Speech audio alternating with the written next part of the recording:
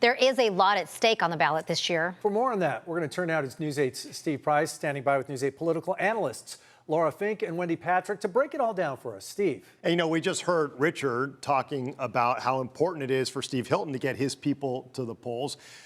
And that is the big concern today, right? I mean, people are busy. We haven't seen as much mail-in participation as we normally see, especially on the Democrat side. So if you are Steve Hilton or Chad Bianco on the Republican side, what are you doing to make sure you get your voters to the poll? Because those two, if they can get one of their voters to the polls, have a good shot of making it into that top two. Let's start with you. It's uniquely important for those candidates to get their voters to the polls, exactly because they're surrounded by a sea of Democratic candidates. And it's interesting when we look at the polls and who seems to be ahead in what jurisdiction. Those are people that are talking about voting, but are they actually going to vote? You know, I was looking at San Diego statistics and proposed voters and what do they think, and it really seems like they're worried about turnout. And in so many of these races, governor's race, LA mayor's race, it is about turnout because the races are so tight. Yet is that, even knowing it's about turnout, is even that enough to get people to drop off their ballots? Lauren, maybe a surprising move for some, Donald Trump endorsed Steve Hilton, whereas Chad Bianco was, you know, as hardcore of a President Trump supporter as you will see out there. What do you think that did for this race? I mean, did we see a nice bump for Hilton, or in California, maybe having President Trump back you isn't quite as important?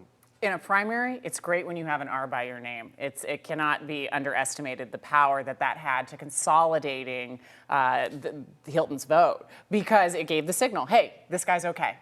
Trump approved. Now, you're right. In the general election, that can be hard as you're trying to expand that electoral base. But in the primary, it's great for Hilton and put him in the position. I think the challenge now is for all of these voters. Right now across the country, we've seen a more depressed Republican turnout overall. However, just as you said, mail-in votes for Democrats are down, lower than what is expected. So who comes out? And are you on the bubble? Steve Hilton is on the bubble. Tom Steyer is on the bubble. And possibly, although less likely, Xavier Becerra could be counting on voters that make his margin of victory smaller if they don't show up. This is why I like having you on the show, because that literally is where I was heading next, was Xavier Becerra getting his voters out there, because a lot of people feel like his base maybe are the ones who are not going to come to the poll. Younger voters, folks who are working, get distracted. How does Xavier Becerra get his people to the polls today?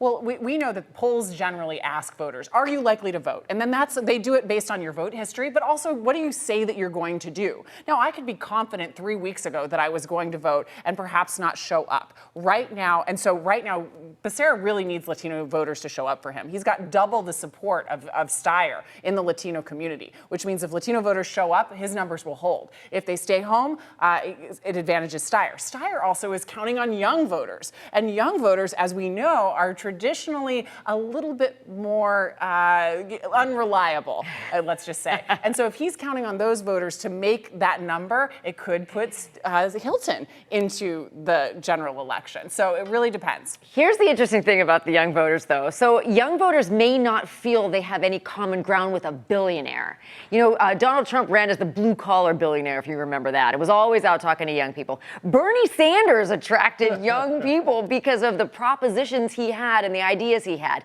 When it comes to Xavier Becerra, what I would worry about if I were on his campaign is people look at the percentages and think he's so far ahead, he's a shoo-in, I don't need to go to the polls. That's the shades of Hillary Clinton back in the day. Remember, everybody thought, well, of course she's so far ahead. That may even have explained a little bit of Kamala Harris when the three of us were at the big board going through the numbers in 2024. But when you think this through today, this is probably one of those things for Xavier that he has to act as if he doesn't anticipate anybody going to the polls. That's the only way that those numbers are going to stand. Yeah, you definitely don't win if you don't get your voters to the polls. And it's going to be really interesting to watch what happens. And I think we're going to have a good idea, at least a better idea, once those first numbers are released a little after 8 o'clock. All right, we are going to check back in with Laura and Wendy throughout the evening. So Carla and Marcella, buckle your seatbelt. We are in for a fun ride tonight. Going to be a lot of fun. All right, please stay with News 8 for more primary election coverage. And be sure to download our CBS 8 app. Stream our coverage starting at 8:15 p.m. We will have reporters with the candidates as the polls close, plus live results, breaking updates, and continued analysis.